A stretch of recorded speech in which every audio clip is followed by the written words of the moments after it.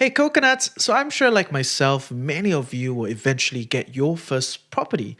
As with many around the world, this will be one of your biggest purchases in your life.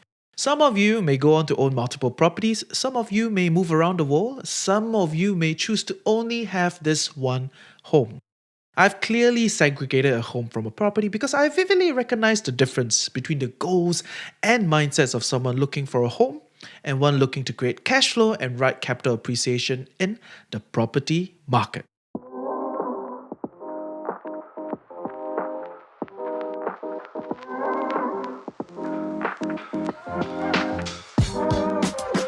My name is Reggie, aka your chief financial coconut. I'm not a homeowner yet, and Singapore does have a pretty unique home ownership situation with a mix of private property and a huge public housing scheme. For your reference, in 2020, 81% of Singaporean residents, citizens, and PRs live in flats under the Housing Development Board (HDB) scheme. One other unique thing about Singapore is we love acronyms, PIECTEERP, ABSD, MOP, all the acronyms drove me nuts while trying to create this season. But I will assure you, at the end of this season, you will know all of them. I've got you covered. No acronym shall freak us out. No more. I refuse to be freaked out by them. For all of us first-time homeowners and potential homeowners, in Season 2 of Coconut Avenue, I'm going to break down the step-by-step of home ownership and ease you into your first giant purchase. So to kick us off on our very first episode of Coconut Avenue, I have brought on a dynamic duo, fellow podcasters, to share their very first and potentially last HDB purchase. A lot of backstory to unpack here. There was emotional breakdown, there was man cave denial, there was family baggage from endless HDB buying and selling, and to top it off, they are self-employed. Yeah, but it should be you're listening. You're listening to LongKang Kitties. Hello, everybody. Welcome to the next episode of LongKang Kitties podcast. Nice. It is not a financial coconuts podcast. Not at all. Yeah, you know those takeover things that happen? Yeah. Sometimes they do IG Yeah, these days takeovers. it's pretty common, right? Yeah, that's why we're having you in the house. Yes. So- Reggie, actually, this is a trap. Yeah. Actually, me and Lydia are here to take over your podcast. You've been conned. We cooked up an interesting story and conned you into inviting us. Yeah. Somehow your studio's so nice. Thank you. Yep, that's Dan and Lydia, half of the LongKang Kitties podcast. You should check out their podcast, but be warned, colourful language are a staple. You honestly cannot even call it colourful anymore because it is just what it is. But to be clear, Dan and Lydia do not do podcasting full-time. I mean, as of now, I don't know how many people actually do it full-time other than maybe us and OK Let's Go. So I want to thank you for your support and our sponsors' support. Our sponsor for Season 2 of Coconut Avenue is Mortgage Master. They are one of the leading mortgage brokers in Singapore and they pride themselves for rejecting you. Yes, they reject you when they feel like you're not ready for it. We will learn more about them down the road. Trust me, we'll have ample time to get to know them in this season. Back to the story. What does Dan and Lydia then do full-time? My name is Dan Wong. I draw for a living professionally and I also draw for fun. So I'm an illustrator and I've been doing so for a number of years. I also do a lot of other things on the side. Like for instance, I co-run the LongKang Kitties podcast, which is why I'm here today, I guess. I'm 38 years old this year and me and my lovely, beautiful wife have just purchased a HDB flat. Or we just got our HDB flat last year. Darling, would you like to introduce yourself? Of course. So I am Lydia. I am married to Dan. I tricked her. Yes, he tricked me. I went to a BOMO. The whole plan was actually to get a house. Wait. Did you say you went to a bobo? Yeah, I went to a BOMO. Correct.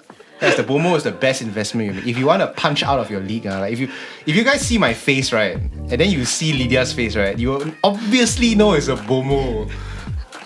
So rude. That's how you punch above your weight, man. That's the only way, guys. Yes. So yeah, I am a TV director and I specialize in documentaries when I'm not being possessed by Dan's Momo spirits. All right. Nice. So both of you are essentially in the more gig economy kind of situation. Is it? That is true. You're not wrong in saying so. Yeah, we are a creative industry, and I guess a lot of people in the creative industry do see this as like a lifelong thing, or like this takes the place of full-time employment for them. Correct. So for both of us, we are both freelancers. We're both part of the gig economy. It didn't start out that way, but just I don't know, life happened, which us being freelancers has its plus points and its negative points. When it comes to buying a house, it's a whole different ballgame when you are a freelancer. Yeah, it was a nightmare. Yeah. And that's why we're here. Yeah, and that's why we're here. We're going to talk about how do you pay for a flat when you are self-employed, basically. Correct.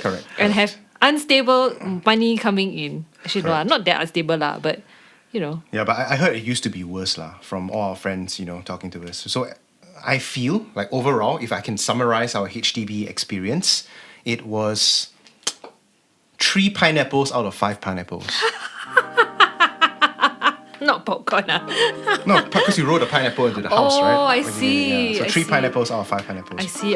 Wait, you roll pineapples into your house? You meant an online thing, is it? Yeah.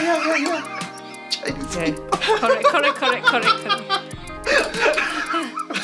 I cannot. Okay, no worries. I need to take 5.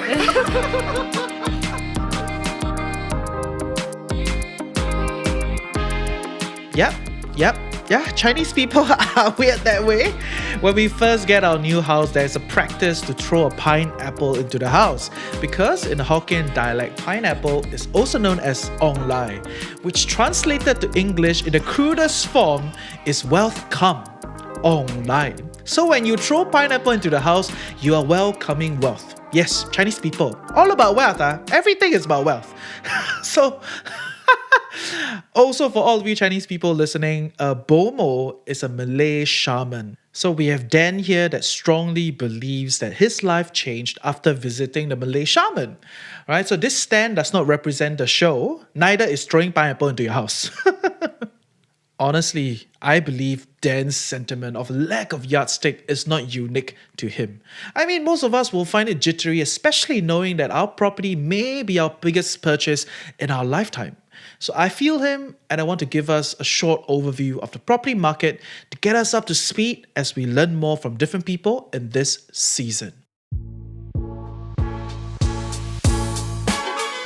In Singapore, there are 2 clear tracks in the property market. One is the private property market, which we will deep into later in the season, and the other is the HDB residential ecosystem. Yes, HDB does build commercial properties too, from malls, neighborhood shops to industrial areas. Anything you see with the iconic block number, block 123, block 456, block 111, whatever, is built by HDB. And within the HDB residential ecosystem, there are 2 main types of residential properties. One is commonly termed as your HDB flats, with common sounding size indicators like 3-room, 4-room, 5-room. I mean, there's a new one called 3gen. All the different permutation underpins the diverse need of Singaporeans. Imagine if everyone was stuffed into one-size flats. My goodness, that's so sad. The other track is the executive condominium track, aka EC. Dan and Lydia have gotten their 4-room HDB flat in Canberra, in the northern part of the island, in between Yishun and Sembawang. It was quite an experience for them, especially for Dan, and that's not because they live near Yishun.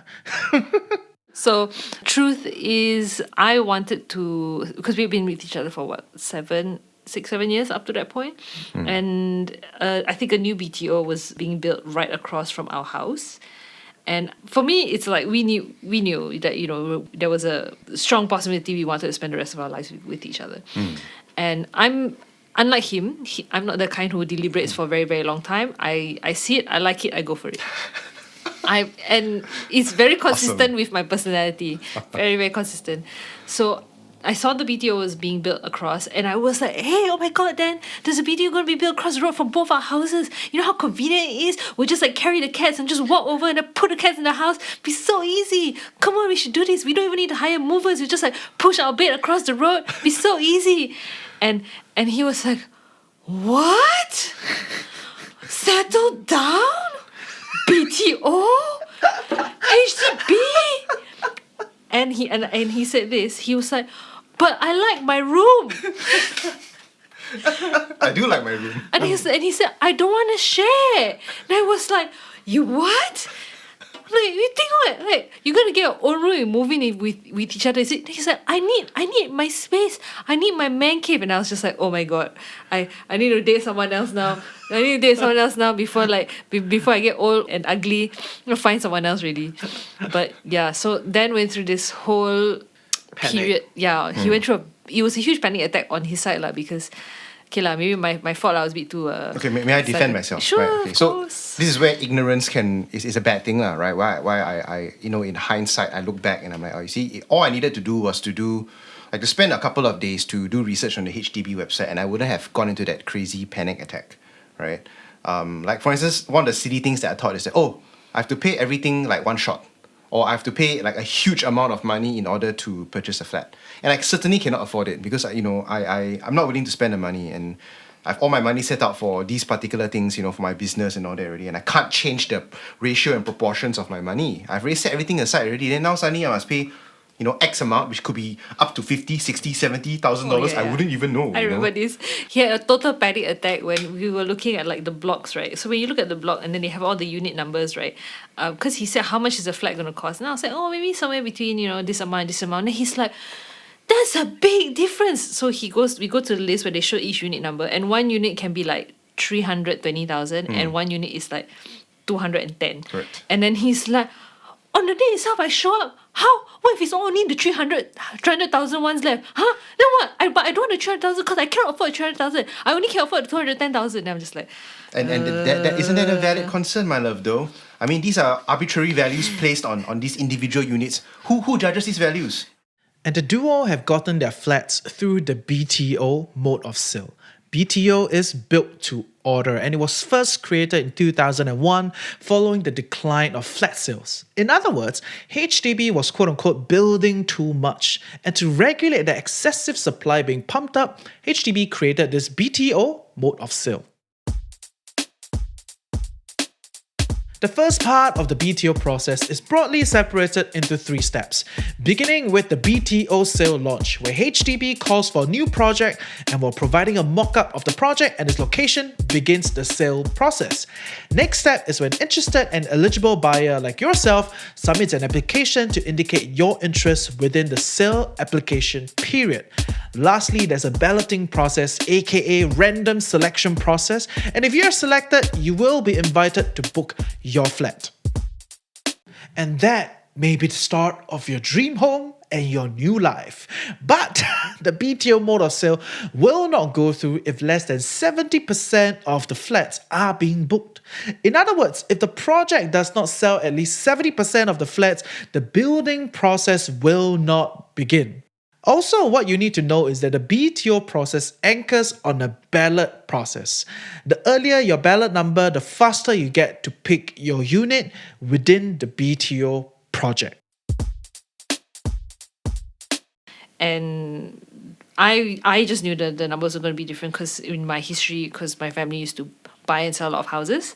So I knew that, higher floors are going to be more expensive, except the second highest floor is actually the most expensive and not actually the highest floor. And, things like this, I knew all these really, really small details. So the varying prices did not surprise me. And then I knew at the end of the day, you can't control whether there are 200 people ahead of you in queue who are going to swipe out most of the cheap units. You don't know. So there's no point trying to labor over exactly which unit you're going to get. Just go with the flow and make the decision when the time comes. But he did not have that information in hand, so I should not blame you for overreacting. Right. Also, if we think about it, guys, 250. Okay, so we purchased our flat for about $257,000, right?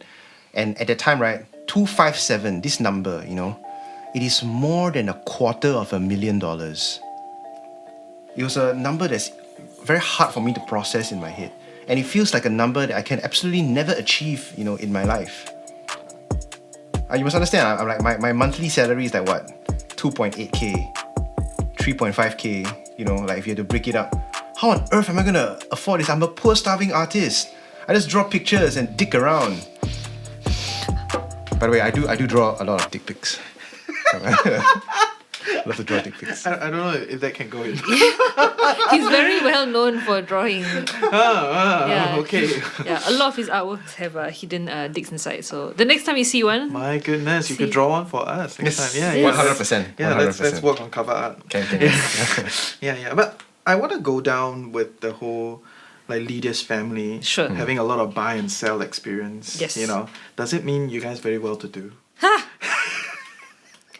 You know, right? The typical story, right? Like Is it? buy and sell property, you know, and then you make a lot of money and houses get bigger and bigger and bigger. hell no, hell no, not even close. So my family, yeah. So I think I have a lot of baggage when it comes to like buying and selling houses, because I think my family made a lot of like, personally, I think a lot of bad decisions when it came to buying and selling houses. I think both my parents are like O level, the highest education was like O level. So I feel they're not very educated financially, but they probably have like heard a lot from people about like, oh, you sell your flat, you can make money, and so on and so forth. So we've moved house with the family was 10 times to various places all around Singapore. Almost every part lah, basically. I know every part of Singapore like the back of my hand. And So is the east or the west better? oh man, good question. East is too crowded, man. Yeah, East is too crowded. But a lot of things going on now, which is good lah. A lot of good food and stuff like that. But yeah, man, I will never voluntarily go back to the East. Yeah. It's okay, you're in the north. Yeah, so now I'm in the north somewhere, center. North works. I like the north. Yeah. Yeah, north totally works. So yeah, the reasons why we bought and sold houses, there were many reasons. Each house had its own story, but a lot of it was also trying to make money, to try and get a little bit extra money, because we weren't that well to do. So sometimes like we just needed a lot of money at one go.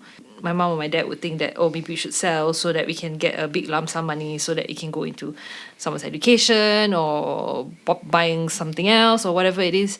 So the truth is, what I saw in my years growing up, moving houses 10 times, is that it's a fallacy that you can make a lot of money. Maybe because we're minorities, I don't know. Or maybe because we're in areas that were not very valuable, which I don't think so, because we used to be in the East as well. So we had very valuable properties in those areas as well. But, throughout the years, me and my sister, when we reflected back, we realized that all of those house moves were very poor financial decisions and had put us in worse positions than we would have been if we just stayed put. So since then, I really am so adamant about never moving unless you really, really, really, really have to. My plan is with this house is to never move again. So this house is my 11th. And I'm hoping it will stay that way unless we have a very, very good reason to leave. Okay. And we have no plans to sell, hopefully. And I really want it to stay that way. So coconuts, I'm not saying you cannot make money from your HDB sale, but here is an example of someone that may or may not have known what they were doing and things didn't turn out as exciting for Lydia's family. From the 1980s to 2020, a 40-year period, a 4-room HDB flat went from 80,000 new sale to 430 to 460,000 resale. I'm taking these numbers from Yahoo Finance, but you get the idea. Maybe a HDB flat also should buy and hold. What is more important is that I believe many of you coconuts are looking for a home and not an investment. The psyche is fundamentally different. A homeowner isn't an investor, and we don't need to be too hyped up about new schools, new shelter, new location, new MRT. Where is this next big place where my HDB flat can flip, and flip? I mean, okay, definitely some of us will make some money from our HDB flat sale, but is that our primary goal? As a homeowner, I think the most challenging part is affordability. What can I afford before choosing where to explore? And Dan and Lydia, being freelancers, had quite an experience with tax filing, CPF, and their mortgages. In order to calculate my tax, right, I have to look through all my 3,000 invoices, even the $100 job, and find that invoice which I've crumpled up or thrown away, or I print and then it drop, or I use it to dig my nose, all that kind of thing. So I have to get a year's worth, right, of invoices and make sure that the amount tallies, or at least tallies to the best of my ability. I have to make sure that the amount that I declare in the end, it is at least 90%. That's my goal, close to what I've earned. This is important because in order for you to get your HDB flat, one of the documents that you need to submit is your notice of assessment. They call it NOA, which is the form that will give you after you declare your taxes. For self-employed people, I also have to submit the whole jing-gang of invoices, right, which come in various different formats. Some of them are JPEG, some of them are PDF, some of them are actual physical things which I didn't bother to scan, right, depending on what business I'm doing with these companies, right. The older companies, they are not digitized at all. Signed invoices there. Carbon paper, that kind of thing. Yes. Oh then my God. I don't even have a scanner in office. Okay, well, I kind of do have a scanner in office, but it's lazy. I'm lazy to use it and take it out. And then the next job comes in, and then I just don't do the paperwork. It's because it's time to do the next job. Yeah, So when was this process? This process was when we are trying to apply for the flat. So which year? Do you remember? 2016 was the year that we balloted for the flat. So from then on, I already said that before we get our first appointment, we should start getting, actually even before that. So easily 2 years before that, I said, while we're waiting and planning when we get a house, let's just start getting our shit together and slowly start paying so that at least even if we suddenly do decide to apply in 2016 and they say, show me your stuff from last year, everything is all in order. Yes, you did say that. Yeah. You did say that. So But you didn't do it. Okay, so That's what I'm sensing. you didn't do it is a very harsh thing to say. So you see, I have a friend, like imagine a spirit, that is around me, and then his name is procrastinator. I'm sensing a long loop to no. So yeah, I didn't do it. I'm sorry, Lydia. Like in retrospect, I really let you down about this. no I'm very lah, sorry. no, not really. Honestly, no. Yeah. I'm just more judgmental Correct. that basically what happens every year when we're filing our taxes, I just open a folder in my computer and everything is there from January until December, and then I just plus on my Excel sheets all done in like an hour. And he's like, what did I do last year? What job? I don't remember. You don't remember what I do? I got $100 job. Must put $100 job, so must put And then I laugh at you. Yeah. Yeah, so that's just one of the things lah. I mean, other than the NOA and the tax, there's also your credit rating. What else do you have to submit? Oh, so many things. I think also bank statement. Yeah, bank statements. Invoices. I don't know whether they had certain companies where they needed you to submit proof of employment for previous companies that we did work for. Okay, I mean, it seems like a lot of things to us, but of course to our audiences, you could probably break it down into these categories lah. Yeah. For But it's a lot, self-employed, yeah. Yeah. It's, But I it's think a it's especially complicated for self-employed, right? And you have to submit all these to fundamentally prove that you can make money. Correct. Yes. And it's consistent. Yes. Right, then you can apply for loan and all that. Right? Those are the fundamental reasons. For Correct. other people, probably just CPF, already has the track. Like IRAS is very easy for them. Yeah, right? So it's- it's unique to self-employed individuals. Correct. But there are more and more self-employed individuals these days. Correct. So, yeah. There is also one more weird thing, which is the thing that almost cost us the entire house altogether, which was we had a whole list of things that they asked us to submit, and one of them was payslip. So because of HDB's like automatic portal, there's no human that you can talk to. So I wanted to tell a human, look, we don't have a payslip, so I cannot submit the payslip. So I would submit a letter. I would go on Word doc and I would say we don't have a payslip because we are self-employed, as shown by this, that. But we have all these other documents. We put it on the portal, and then the portal says you didn't submit a payslip. So then I'll do it again. And I'll reply with say we don't have a payslip, and then the portal goes back saying you didn't submit a payslip, and the loop keeps going over and over and over back again, and I cannot seem to get a hold of a human to tell them I cannot clear this because we don't have a payslip. And then finally HDB decided, your application has been rejected because you didn't submit your payslip. And I was like, and you sent me an email. Even I looked it up. I was reading back our correspondence, and he sent me an email, and his email said rage. That was it. I love how you guys send emails. To each Yeah, other. we sent emails to each other. So he sent me an email and said rage, and then from then on I was reading the correspondence again, and then finally we got hold of a HDB lady who then said, oh, I see you don't have a payslip. What you need to do is fill up our official form. There's an official HDB form that you have to write declaring that, oh yeah, I'm self-employed, which is because I guess self-employed I don't know, owners are not that common. So it's not one of the, I don't know, it's just not somewhere, it's not stated anywhere clearly where I can download this form, where I can write this and everything. So this had to be told to me by a human. And only then did our entire process for applying for this flat continue. But as a result of all these back and forth delays, something else happened. Correct. The direct consequence of this is that our HLE loan expired at the wrong time. There is a time limit to it, and what happened because of this whole process got delayed. Even though we got the loan, we got a sum. HLE, they were willing to lend us up to $200,000 to pay for the flat, and we were celebrating when we got the HLE loan. Because right? it's more than enough. That's more than enough to help us, plus our CPF, it's good enough. And then because this whole issue took so long, the loan expired. And then even though the flat is like ours already, right? It's settled already. The flat is ours. We have to apply for the loan all over again. Yeah. Right. And that was something altogether. Another nightmare. Yeah, another nightmare. So after we applied for the HLE the second time, thinking, okay, never mind, no big deal, it's just reapplying whatsoever.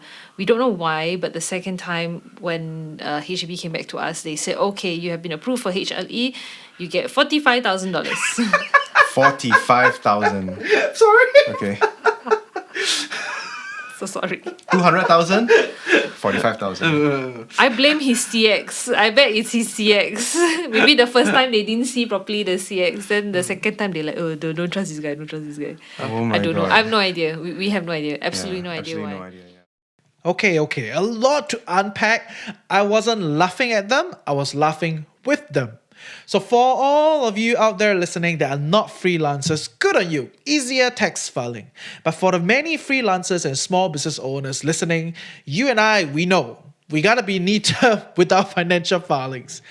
But I think there are two questions in our minds. How do I build my credit score?